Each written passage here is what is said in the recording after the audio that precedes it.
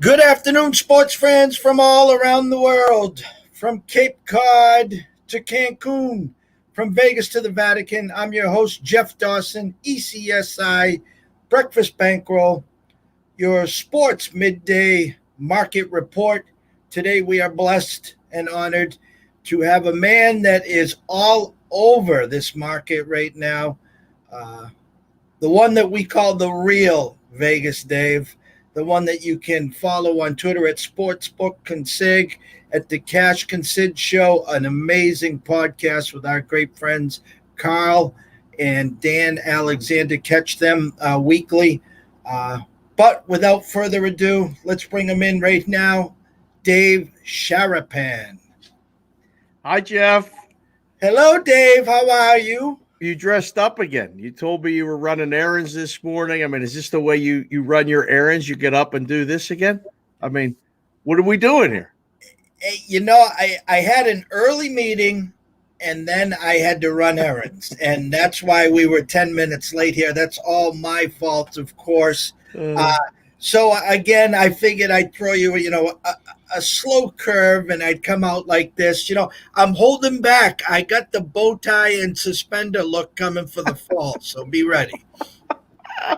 all right, that's fine. Whatever you're wearing, I'm listening. So after the week that you had with the Bucks winning the championship, Morikawa winning the Open championship, you can wear whatever you want. It doesn't really matter.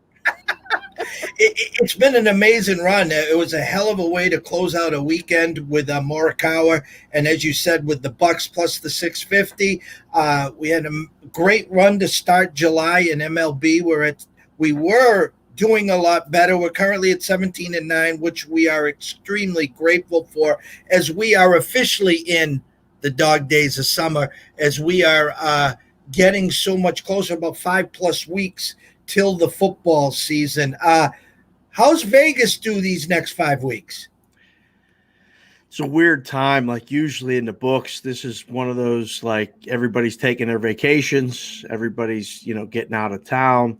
It's raining every day here at night, so people are looking to leave the heat, and it's just not that much action. Like as far as just the day to day, I mean, everybody is prepping for football, so there's a lot of like hiring going on to try to ramp things up. We'll see how this season is compared to last season. We got interesting times. They're talking about masking everybody up again and doing all kinds of things. There's the COVID isn't gone, and we'll see, man. I don't know. I don't know what this one's going to be like, but usually it's the dog days. Baseball, get us to the trade deadline first, and then the Hall of Fame game, and now we're into preseason football, and baseball takes a back seat.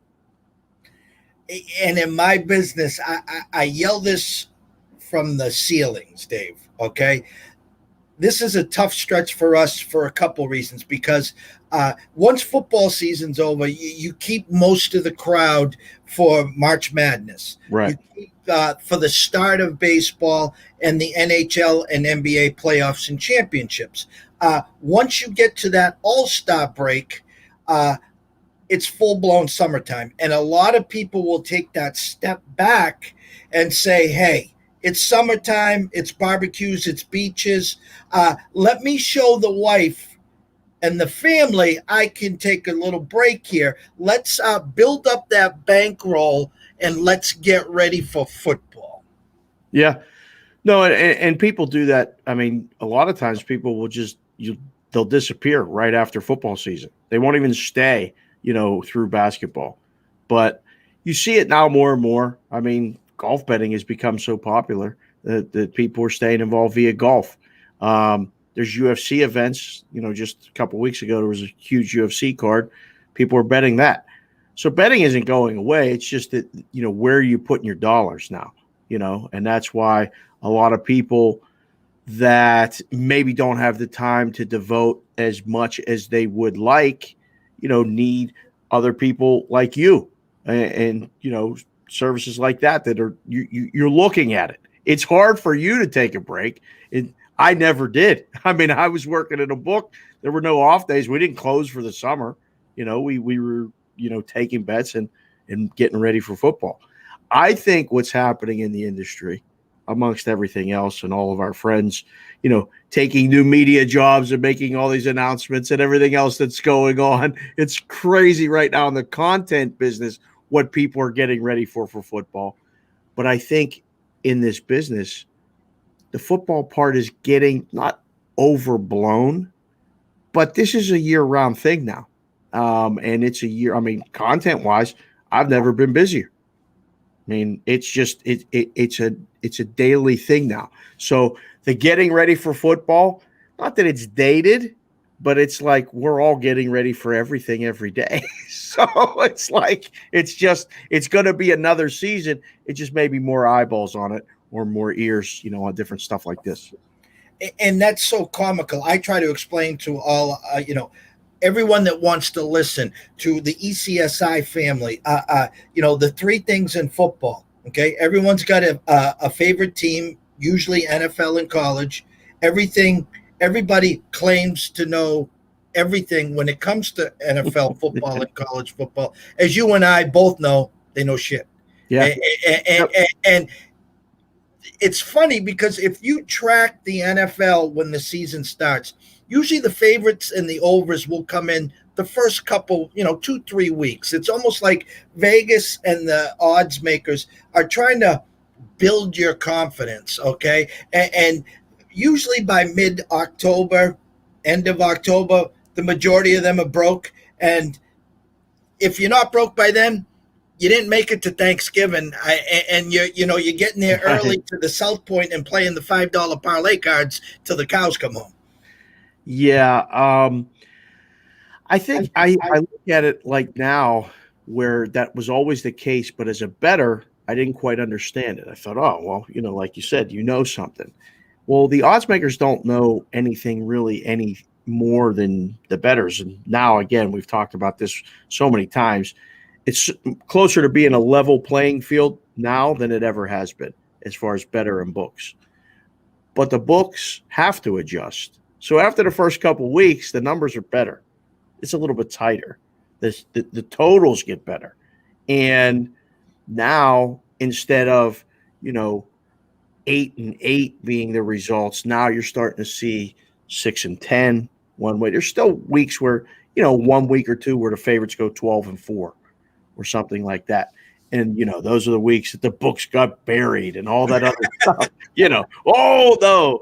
But, yeah, the NFL, we've talked, it's the hardest market to beat. It's the one that most people play because it's on TV. But, I mean, for bang for your buck, you should probably be betting baseball. I mean, really, you should. It's a lot. It's every day. It's more consistent. The week-to-week nature of football, especially the NFL, the way the game's officiated, turnovers, random things just decide games. Everything's so close. The numbers are harder. So, yeah, beginning is good. Middle, usually not so good for the bettor. And then by the end, everybody's looking to bet the bowl games because they got to save their money for Christmas. So weeks 12 through 17 in the NFL, I mean, it's a huge drop-off volume-wise in the books and interest-wise until the playoffs. It's the last few weeks are not nearly as big as they are in September and October. Talking about the market, the NBA is over. Okay. Yeah. Thank goodness. Longest season ever. God, we almost made it till the end of July. I remember back in the day, it was June 1st and you made it to the 7th or the 10th. Now we're almost till the end of July. Yeah. Too long. But it's amazing. Giannis is holding up the trophy and he's awarded the MVP.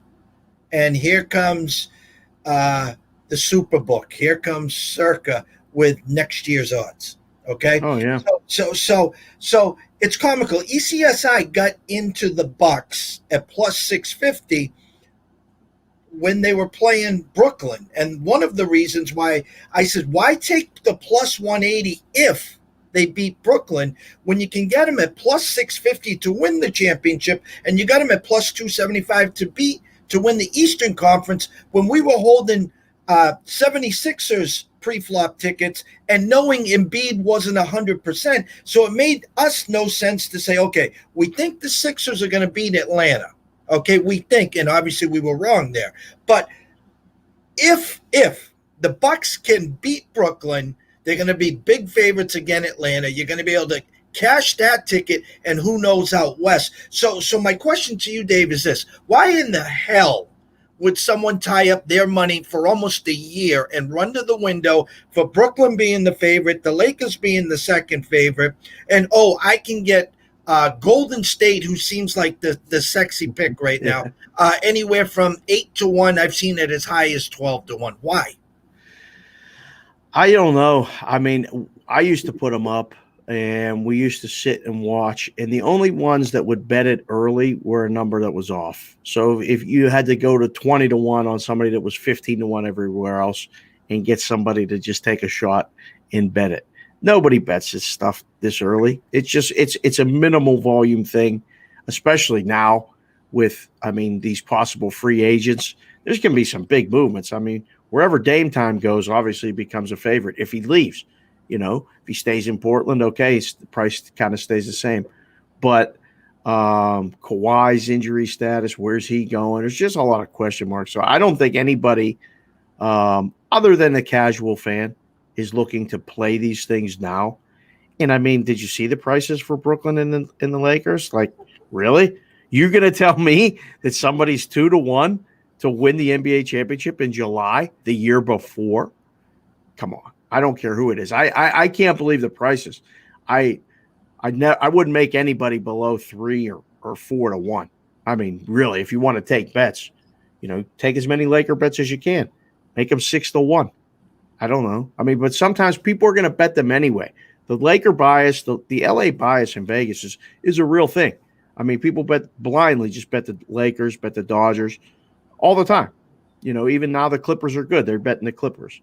So I guess, you can shade it a little bit that way, but I'm with you, man. I wouldn't tie up that money that long. Not on something like that. No way. No chance. Philly, 76ers, Ben Simmons. Would you make the trade and drive him to Portland to get Dame back? I mean, or is this something that's more of a smokescreen? He's not moving, or when you were back home, or what are you hearing now? I mean, is he staying? It sounds like to me that they're putting the feelers out there, that they really want to. I don't know if they're trying to determine what the market is or just see if anybody will bite. But either one of two things is happening. He is gone, and they're going to try to get the biggest haul they can for him, if anything. Or he's going to stay, and Doc has to reinvent him a little bit. They have to – you can't be the same as you just were. It's impossible. It won't work in the locker room. It won't work on the floor. You saw it. They were playing 4 against 5 in the fourth quarter of games. Can't do it. So – personally, I think he's going to stay. I don't think, everybody saw what was happening. They're going to give up Damian Lillard for Ben Simmons in a package. I don't think so. I think right now, unless somebody's on a really like a buy low type thing, I don't think they're going to do it. All right. So before we get to the last night's MLB, there was 3 games that I have to show you. You have 20 years of experience. And when I show you what I'm going to show you, your head's going to pop, but I'm going to hold on to that. I just want the listeners, someone that lives in Vegas, can you give them an insight on what's going on now in regards to the contests at the Circa, the contests at the Superbook, in regards to listen, a couple years ago was in the Superbooks. We were 77th out of 3,200 going into the last week. I was 1 notch behind Brent Musburger, and that was my goal. I'm like, I am going to catch this guy. I'm going to cash. And unfortunately, there was one game that we went way against the grain, Indy and Tennessee was a big dog, and the whole world, everyone in the contest had Indy. I was like, well, we can basically pick up 2 games here and jump on the dog. And obviously, it was 14-0 before I even sat down, and that was over. But just give the people an idea. I know the Circa runs an amazing contest where you got 17 weeks of action, you got quarterly prizes, you have a survivor pool, which, believe it or not, I think 30 people, or I don't know what the exact number was last year, made it all the way through. Now, the Superbook has changed up, kind of geared now their contests, again, kind of to match the playing field. And we were in the Nugget as well, which has college and NFL. But just give everyone that don't know about the contest a little preview and your thoughts on these contests. Well, the contests are great. I've participated in them, both at the Westgate and the Circa. Guys do a great job. There's proxy services available where you can, have someone that lives here be your proxy and put your picks in, so you don't have to live in town to do it. I may actually be a proxy. I'm trying to figure that out the next couple days. So hopefully, if I'm going to do it, I'll make an announcement there. But if not, Vegas Maddie does one, and Kelly and Brett do one. They do good work as well. So, but you put in 5 picks a week against the spread, both in the Circa Millions and in the Westgate. Lines come out on Wednesday or Thursday, and you have to submit your picks by Saturday at a different time. They keep moving it back. So for the proxies, your whole day is spent putting in picks instead of having a deadline Saturday morning. Now it's Saturday night. But there's quarterly prizes, so now every 4 weeks somebody wins $50,000, $100,000, whatever the prize pools are. The Westgate changed. They used to just pay. You have a story about the Westgate. I finished 31st one year. They paid the top 30, a half a point out of the money. We came back the next year and finished 48th out of almost 3,000 people. So picked back-to-back years at 62 and 63% and didn't make the money.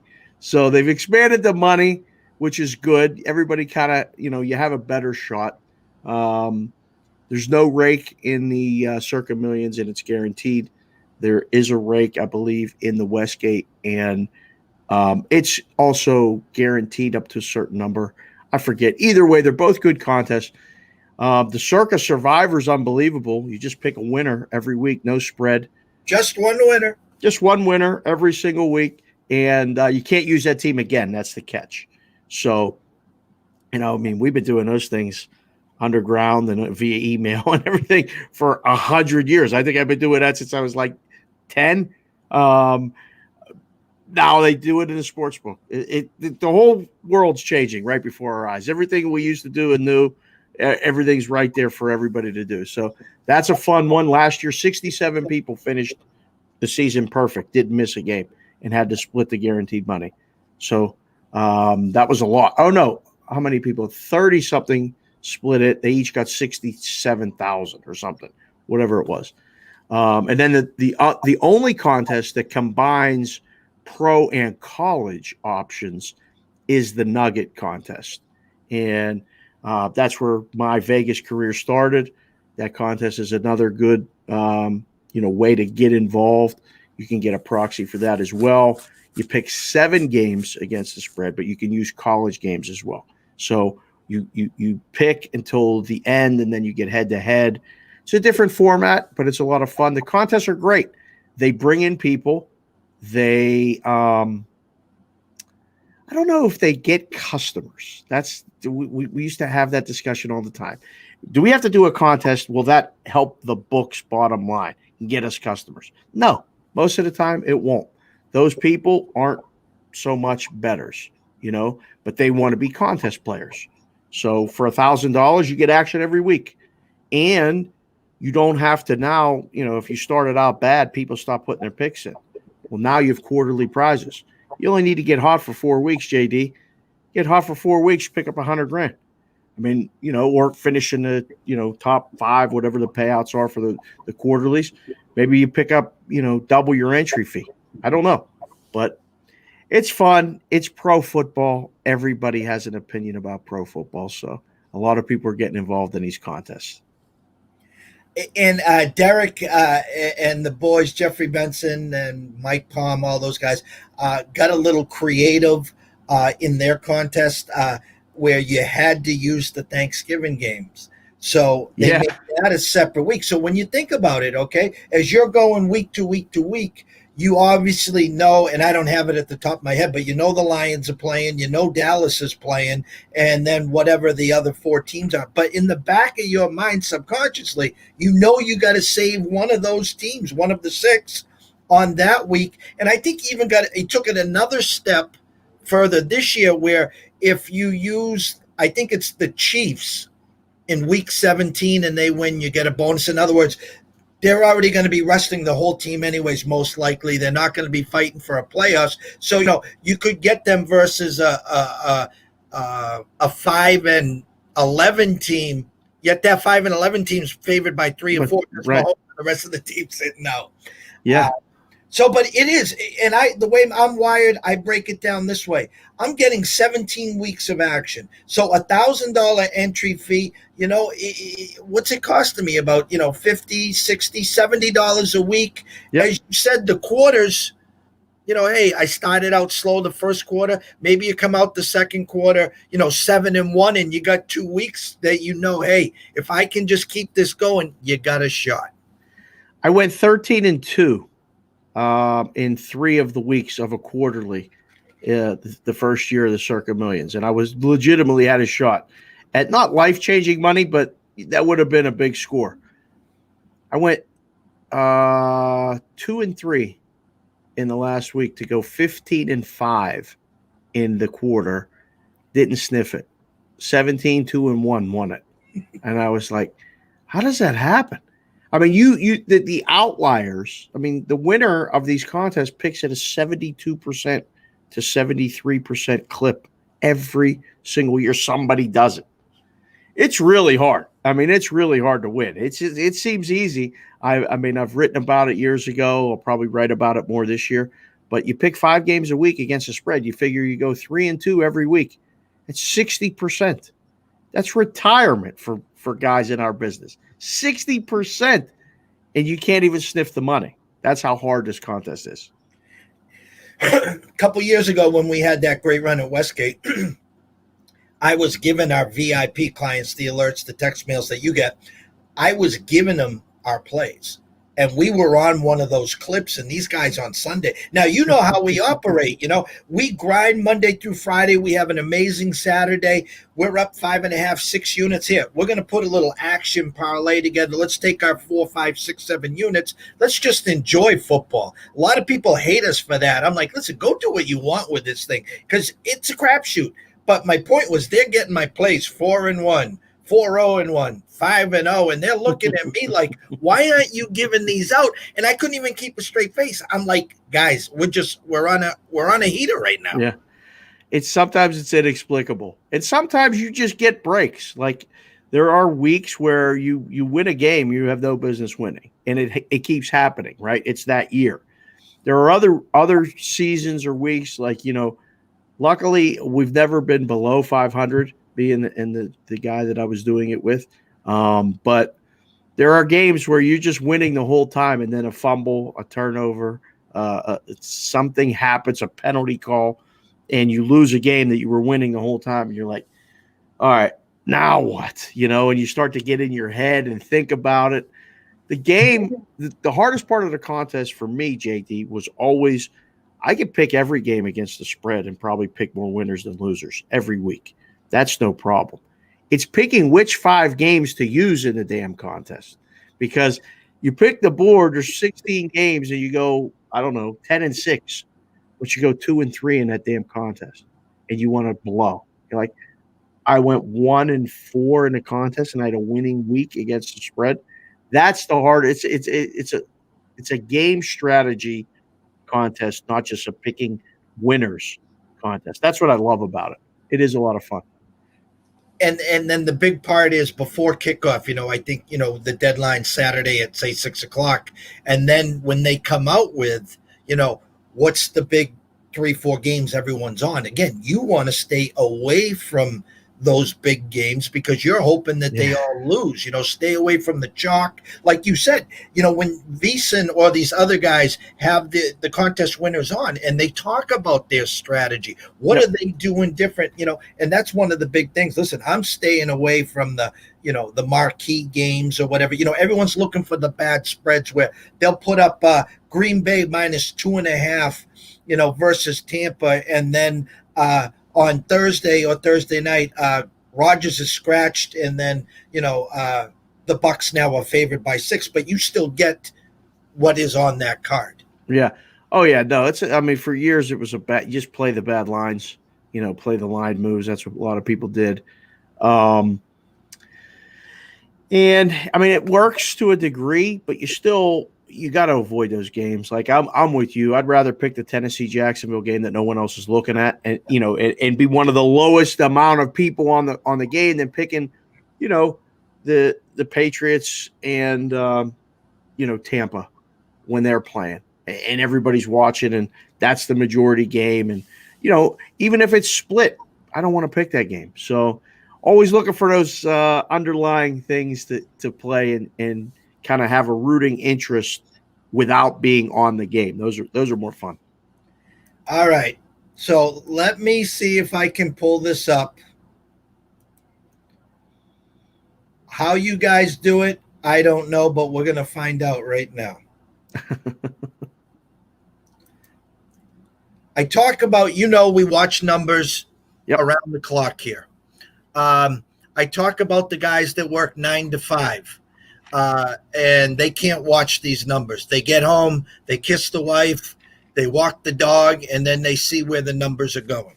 Mm-hmm. Okay? We call that following the money. And more often than not, it's the wrong side. We know that. And in this business, you have that gut feeling. You know when something smells a little foul. I keep bringing up to you that LSU game in baskets in March Madness where I know that line was foul and it ended up being the right side, but you talked at length why that number was posted, yada, yada, yada. Yep. I got 3 games here. Miami and Washington yesterday, okay? Yep. Pinnacle opens up Miami -112. It jumps to 159. Okay. Wow. Guess who won the game? Washington. Miami. Oh, okay. Okay. Yep. Texas, Detroit. Detroit opens 121. It basically goes down to a pick 'em. Detroit wins the game. Okay. And here's the darling of them all. The Rays open up -165, close at -200. The Red Sox win. So my question to you is... Wait. The Jays. You said the Rays. The Jays. The Jays. Yeah. Big steam on the Jays yesterday. Pitching change, though, right? They put Ray in. I think that's why that one steamed up. Ray was the starter the whole time versus Richards. Oh, okay. That opened at 160? Yep. Jeez, that was a bad number. So 3 big power moves. Everyone follows the steam, and the 3 dogs come in. How? What do you mean? It's baseball. I understand that. We see this in football. The Sharps are lined up at Sunday, 11 a.m. They're grabbing the Notre Dame -2. It closes Notre Dame -9 by the time it kicks off, and Notre Dame wins by 1. My question is, I know there's a million games. I know it's baseball. But I guess the question I was having for you is these big power moves, and I call them corrections, especially overnight, where they'd open up the Rays at 165, take a snapshot of it. I wake up in the morning and it's at 195. The public sees it at 195. So I'm saying to myself, well, the Sharps are telling Dave Sharapan at CG Technology, hey, Dave, the Rays are the side today. So you're like, okay, well, let's get the public in on that at 195. What goes on behind the scenes here that, yes, pitching changes, we do understand that part. But when you're seeing a 30, 40, 50 cent, what we call correction, and then the dogs come running in, it's just mind-blowing. I think baseball betting has changed so much since, we were doing it 10, 20 years ago. I mean, even 5 years ago, there's no fear in laying the second number anymore. And there's no one to take the other side. They play the first number, they play the second number, and they even play the third number in baseball. Like it used to be so easy to move the number. You moved it 8 cents. Somebody took the other side. If you went from minus 168 to minus 175, somebody played plus 165. And now they don't. They look to lay the second number. So you see these over moves, especially on the way up. I would, back in the day when I was doing it offshore, even like we would aggressively move the dog and, passively move the favorite. I think it's reversed, and I can't believe it. I'm looking at these things going, what is exactly going on? And I don't know if it's more square money in the pool. I don't know if it's just the different way of doing, bookmaking with a lot of these books and companies. I mean, they're doing it with this Euro model. It's all even done automated. Like there's a lot of books that are just moving baseball lines via a computer. So they have it set where they reach a certain threshold or this other book moves, they have to move. And they move it, and they don't take that other side action. Either it's not there or they discourage it. And now you have these huge things. I think you see this more the rest of the season, right? Like the dogs come in September. If you're betting favorites in September, you have to be betting the teams that are making the playoffs. If they're not making the playoffs and preparing to play in the playoffs, like you can't bet a favorite, even a minus 130. You should only be taking dogs in September. But I think that'll happen at the trade deadline. Like after that in August, same situation. So I don't know, man. It's so different. And like football, a lot of people, I mean, like, a lot of people like to say, oh, this line moved. It has to be the right side. It's not. There ain't no right side on that. Like the right side, this closing line value argument, I don't always buy. I don't know. If the line's bad at the beginning, if you beat the closing line, it was a bad line. Sometimes. Sometimes it is a recipe for success, but it's not always. And everything is different. So that's a good snapshot of a day where the dogs got in.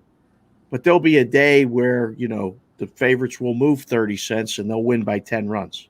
You know what I mean? So I think it varies, but I think in baseball betting, for sure, JD, it's different now. I'm telling you, it was so easy to get a bet on the other side. Who in the hell, I can't believe this, but who in the hell was betting the Red Sox yesterday, right? Nobody. It just wasn't. They're only in first place. They're only, continuing to hit. Why would anybody want a piece of the Red Sox at a plus price? I don't know. I thought the Jays would be a play yesterday when I saw Ray was pitching. And again, wrong. So they got to play the games. We know that. You know that as well as anybody. I mean, I read the stuff every day that you send. It's hard. This stuff is hard. And people that think they could just, go on one of these screens and like look at the numbers and go, oh, this moved, and this moved. Those got to be the three right sides. That's a recipe for disaster, my friend. A recipe for disaster. I mean, yesterday the favorites come on 8-6, right? But look at some of the dogs that cash. Marlins 146, the first place Giants 148, the Indians plus 219, big number. Twins plus 144, the Royals plus 163, the Red Sox plus 180. Go back to social media yesterday. The whole world was on the White Sox, and all the Patrick Eversons of the world reporting from casinos and sports books. We need the dog here. And more often than not, when they put that out there, that dog comes running in, Dave. A lot of times that's coincidence more than anything. But the books tell you what they want to tell you, and they have. I used to be the guy in the book giving a lot of those guys information, and now I know some of the guys that are doing it. You can't believe anything. I mean, you gotta take it all with a grain of salt. and you got to be very careful. And I think, you really have to choose wisely who and what you're getting from people. I mean, and again, I'm not. It's not an infomercial for you, but when people ask you questions, you give them honest answers, and you give them good information. So you got to just make your way through the weeds and the different bullshit that's out there, and find trusted sources for information. I mean, we could talk for hours. I do know that you have another show lined up with Matty Peralt at Pushing the Odds. When you're not on the MLB network, when you're not on Sirius with the Sports Grid. Dave, tell the listeners, the people watching on Twitch, on YouTube, on Twitter, Facebook, Instagram, where to follow you. Give them all your links. Tell them what the weekend looks like. The stage is yours, my brother. So I try to put everything that I'm doing on Twitter at SportsBKConsig, which is for Sportsbook Consigliere. I mean, we joke about using the name Dave. My name is Dave, but I don't use it because there's so many other Daves out there in this world right now, and I don't want to get caught up and confused in that. So, but every day I'm on Sirius XM 204 Monday through Friday from 4 to 7 Pacific, which is 7 to 10 Eastern. Do a radio show with some great guys, Kevin Walsh, Donnie Rightside. And it's on Sports Grid TV. I'm on with a couple guys, Gabe and Cam, Dane and Scott Wenzel. Every week I go on Wager Talk, usually on Tuesdays, do a show with Teddy Covers and Prez and all the people there. I'm on every week with Peralt on Pushing the Odds on either Monday, Thursday, or both. Yesterday I was on a station in Philly. The space is expanding all over the place. But the one thing that I've always been doing is the Cash Considerations podcast. And that's kind of like my baby, where, I've got two guys now, and Carl Haskell, who's a Boston guy, dialed into, what's going on up there, but also just a regular guy who's looking at betting. And then I got Dan Newbert, who was a radio host outside of Philly, and now he's doing a bunch of other things in the space. Three of us get together every week and talk about the whatever's going on. We try to, address all the different sports. We have a lot of fun with it. It's like sitting in the book like we did when you were here at the South Point. You just do what you're doing, but you join us every week and listen to, talk about the current sports and then, past memories, whatever it is. So we do that every single week. And then there's other things going on. I mean, like, you see what's going on in the space. There's a lot of people signing deals and making moves. I don't know what's next for me, but, I'm on the MLB network as someone who, they ask about picks and games and how people are betting. I do this Get a Grip podcast as well, where we talk about the business of betting. We don't give any picks. There's enough shows giving picks too.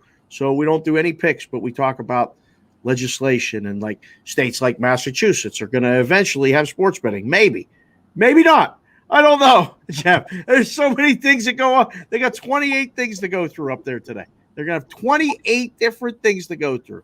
So again, it's a lot of fun. The space is wide open again. All the conversations that we used to have behind closed doors, behind, your hand whispering and like, hey, what does he do? Hey, he talks about betting. He takes bets. He makes bets. Really?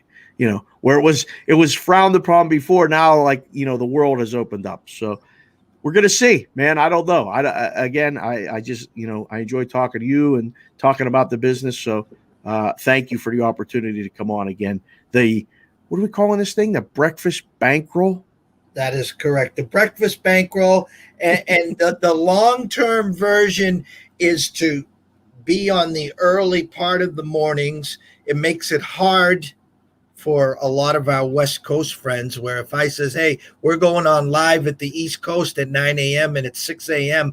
and you're still in your Cheerio mode, or or for some people, they're just getting to bed, and for others, they're still asleep, But the long-term goal is a midday market report around noon, and then we have a segment called the closing bell, which is we're going to pull up the numbers, and as we're getting closer to start wagering for that day, do a little Q&A, show some of the people where the numbers are. Oh, And the last three games that I had shown you, the big three power moves, well, if we had gone on live and showed that to the audience, their bankroll would be a lot bigger today. oh, for sure. Yeah, no, you can take a lot from that. I can tell you, even from my days when I was in Curacao, I run on East Coast time.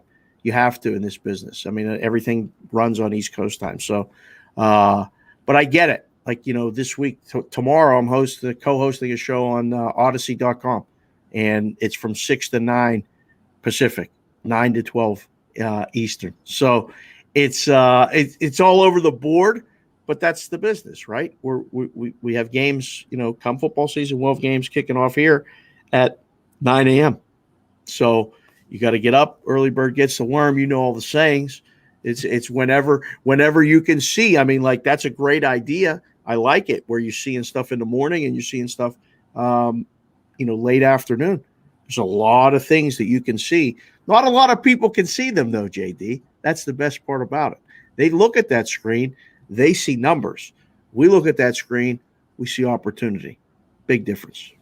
100%. And we can't thank you enough for coming on today. A busy weekend ahead. Look forward to, the grind the next 5 weeks in the MLB.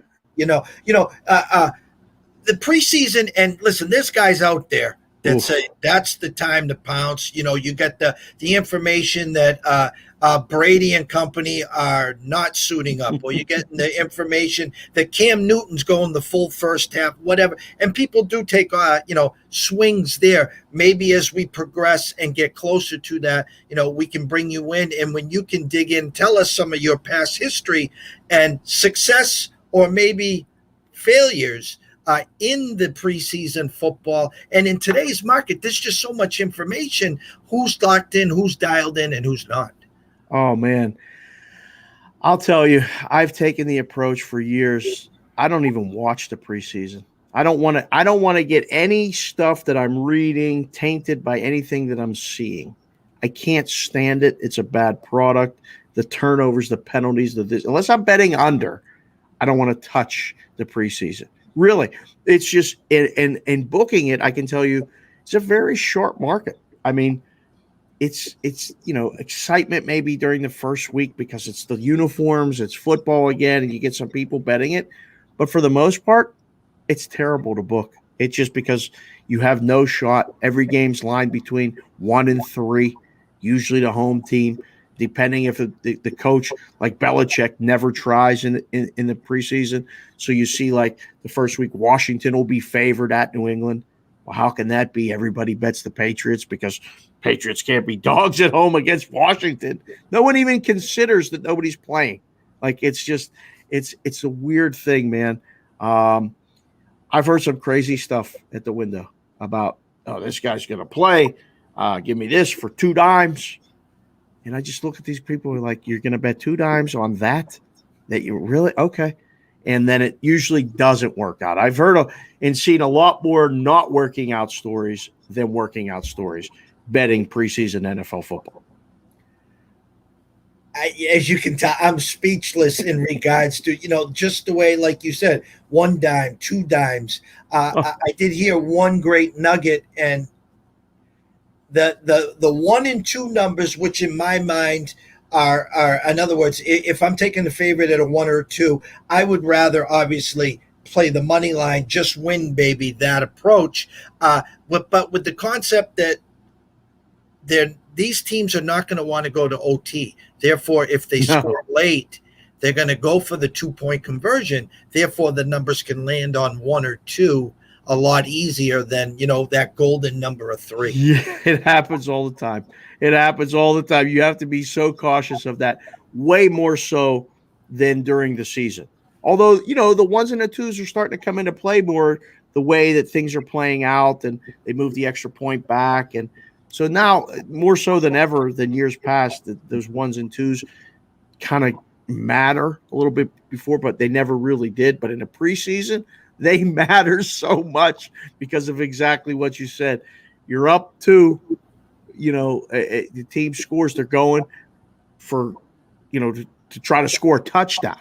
They're not trying to tie you or whatever, get the 2 points. So it's just a lot of things at work there. But yeah, I'll be looking forward to the regular season a lot more than preseason.